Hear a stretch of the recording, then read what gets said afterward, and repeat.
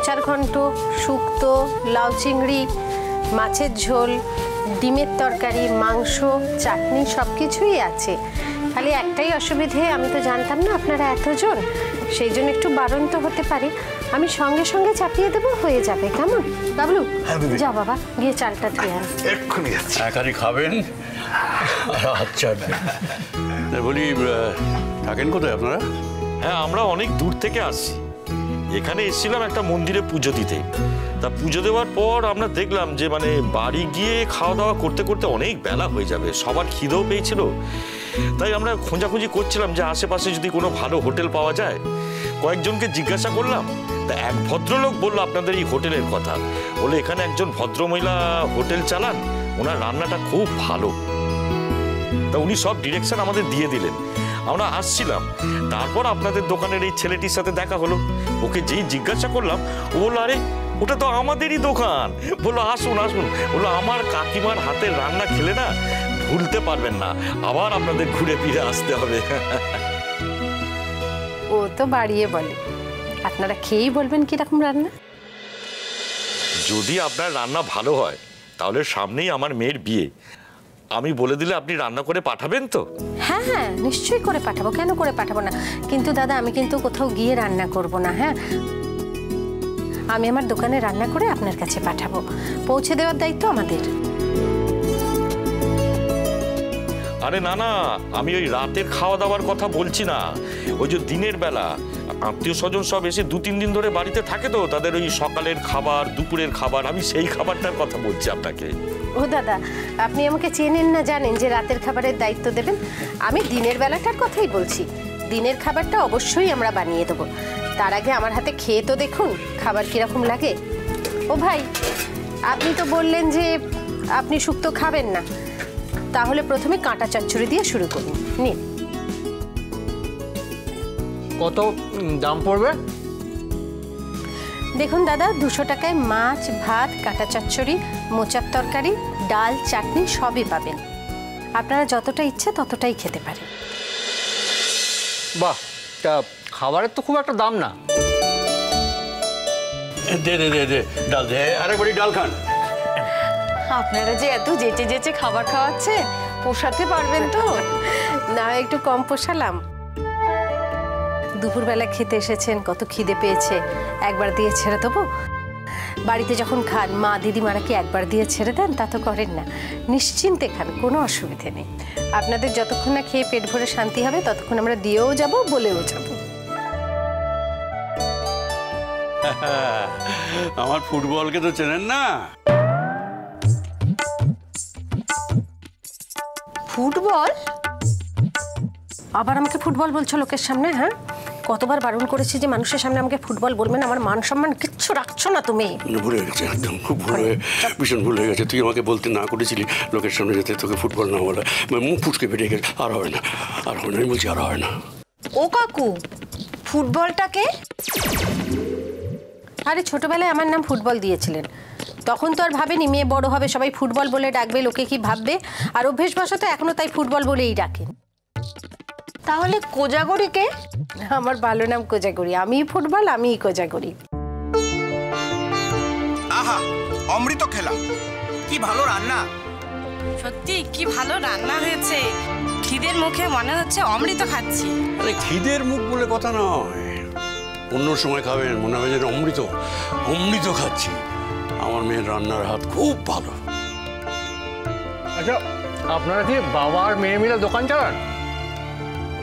বাবা মেয়েই বলতে পারেন, আসলে উনি সম্পর্কে আমার কাকা হন, কিন্তু বাবার থেকে অধিক।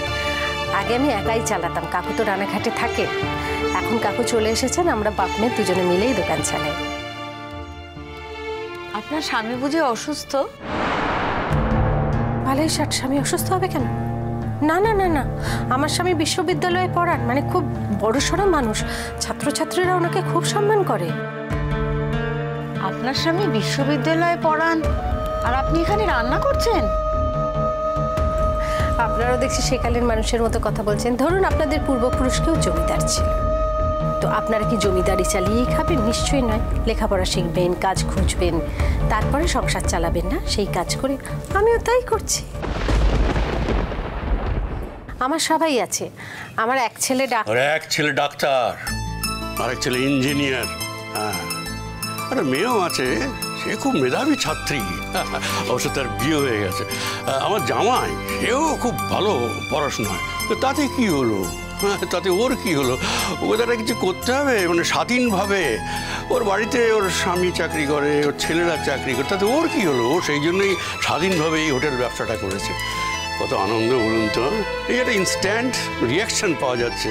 এই যে এতগুলো লোক আপনারা এলেন, কি সুন্দর করে রান্না করে আপনাদের খাওয়ালো, আপনাদের তৃপ্তি লাগছে, কত আনন্দ করে খাচ্ছেন বলুন, এর মধ্যে একটা মজা আছে না?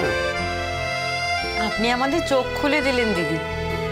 আমরা তো ভাবি আমাদের 3 কাল গিয়ে 1 কালে ঠেকেছে, আর এই জীবনে কিছুই করতে পারবো না। চিরকাল স্বামী সংসার নিয়েই কেটে গেল। তারপর স্বামীর যত্ন করেছি, শ্বশুর বাড়ির লোকেদের যত্ন আত্তি করেছি, তারপর ছেলে মেয়ে মানুষ করেছি। ব্যাস, এভাবেই তো আমাদের জীবন শেষ হতে যাচ্ছে। আমারও সেই একই অবস্থা। ছেলে মেয়েই মানুষ করছিলাম, ঘর সংসারই করছিলাম, কিন্তু একদিন পরিস্থিতি পাল্টালো, দরকার পড়লো নিজের পরিচয় তৈরি করার। এবার করবো কি? বিয়ে পর্যন্ত পড়েছি, কম বয়সে বিয়ে হয়ে গেছে, তারপরে কোনো লেখাপড়ার চর্চা নেই। আর এখন দেখুন বিয়ে, MA, MBA এরা তো হরে ধরে বসে আছে না। তো আমি কি করব ভেবে আমি দেখলাম যে আমার তো রান্নায় খুব নাম, সবাই আমার রান্না খেয়ে খুব প্রশংসা করে। সুতরাং আমি রান্না বান্না দিয়ে কিছু একটা করি। হ্যাঁ, আমি একটা খাবারের দোকান করি, মানুষকে খাইয়ে আমিও তৃপ্তি পাবো, তারাও তৃপ্তি পাবেন। ও হয়তো লেখাপড়া বিশেষ কিছু করতে পারেনি, কিন্তু এই হোটেল খুলে সে একদিন দেখবেন চারিদিকে সাড়া ফেলে দিয়েছে। সত্যি আপনার রান্না অনবদ্য। অন্য কিছু রান্না আপনি জানেন কিনা আমি জানি না, তবে বাংলা রান্না অসামান্য। আরে না না, আমি যে সব রান্নাই খুব ভালো পারি তেমনটা নয়, তবে হ্যাঁ, বাংলা রান্নায় আমার দখল আছে। আমি বাংলা রান্না বা পুরাতনী রান্না, যেসব রান্না হারিয়ে যাচ্ছে সেগুলো আমি খুব ভালোই করতে পারি। সেই জন্য আমি ভাবলাম যে আমাদের বাংলার রান্না বা যেসব লুপ্তপ্রায় রান্না আমাদের বাংলার, সেগুলো যদি আমি মানুষের কাছে পৌঁছে দিতে পারি তাহলে খারাপ কি, তাই না? আমার সেটা নিয়ে একটা বড় কিছু করার ইচ্ছে আছে। দেখুন, আপনারা আজকে খাচ্ছেন, আপনাদের যদি খাবার খেয়ে ভালো লাগে আপনারা 5 জনকে বলবেন, 5 জনের মুখে মুখে আমার প্রচার হবে, সেইভাবেই হয়তো আমি একটা বড় জায়গায় পৌঁছে যাব। নিশ্চয়ই পারবেন দিদি, আপনার রান্না খুবই ভালো, খুব ভালো লেগেছে আমাদের। আমি তো এদিকে আসলে আর কোথাও খাবো না, এখানেই খাবো। আমিও ঠিক তাই। নেক্সট যদি কোনোদিন আমার এখানে কাজ পড়ে আমি আপনার দোকানে আসবো, এখানে আমি খেয়ে যাব। এটাই পাওনা, এর থেকে বড় পাওনা কি হতে পারে? আপনারা যদি খুশি হন তার থেকে বড় পাওয়া তো আমার কাছে কিছু নেই। দেখুন, আপনাদের যে দুপুরবেলা তৃপ্তি করে খাওয়াতে পারলাম সেটাই আমার কাছে পরম প্রাপ্তি। কাকু কখন খাবে? আমি খাবো কি বলছিস তুই? অতিথিদের এখনো খাওয়া হলো না, তুই আমার খাওয়া নিয়ে এত ব্যস্ত হয়ে যাচ্ছিস কেন বলতো? মা কি বলছো বলো তো? তোমার বয়সটা কত হলো শুনি? 90 তো। একটা কানের ঘরে ঠাঠিয়ে একটা চর মারবো।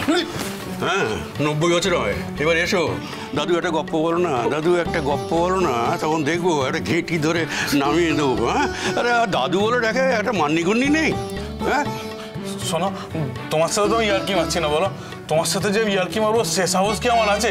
আমি হয়তো ভুলে গেছি দিদি, জানো তো, কিন্তু আমার না মনে হচ্ছে যে তুমি আমাকে বলেছিলে, জানো তো, তোমার বয়সটা 90 বছর। 90 বছর বয়স? তোর গোষ্ঠীর সবাই 90 বছর। হ্যাঁ, 90 বছর করে একবার বলছে আমার 90 বছর বয়স। আচ্ছা, আমাকে দেখে আপনাদের কত বয়স বলে মনে হয় বলুন তো? আপনাকে দেখে ওই মনে হচ্ছে 65 থেকে 70। মিথ্যে কথা বলছি। আরে আপনারা কিছুই জানেন না, কোনো ধ্যান ধারণাই নেই আপনাদের। আমাকে দেখে যদি আপনাদের মনে হয় 50 বছর 1 মাস, তাহলে আমি আপনাদের বলবো আপনারা কিছুই শেখেন, কোনো জ্ঞানই নেই আপনাদের। মানে আপনারা হচ্ছেন একটা জিরো, বিগ জিরো। শুনুন, আমার সঙ্গে পাল্লা দিতে পারবেন না, আমাকে বুঝতে না আপনাদের অনেক অনেক অনেক দেরি, বুঝলেন? আপনাকে তো দেখে 40 বলে মনে হচ্ছে, কিন্তু আসল বয়সটা কত কাকু? আপনাদের যদি আমাকে দেখে মনে হয় যে আমার 40 কি 50 বছর বয়স, তো তাই, মানে আমার যা বয়স আমার তাই। হ্যাঁ, শুধু সামনে একটা এক লাগিয়ে নিতে হবে। কি বললি? আস্তে আস্তে আস্তে আস্তে, না না না, ওখানে গিয়ে চুপ করে দাঁড়া, ওইদিকে গিয়ে চুপ করে দাঁড়া। রাখ লাগাতে হবে। হ্যাঁ, কাকু কাকু,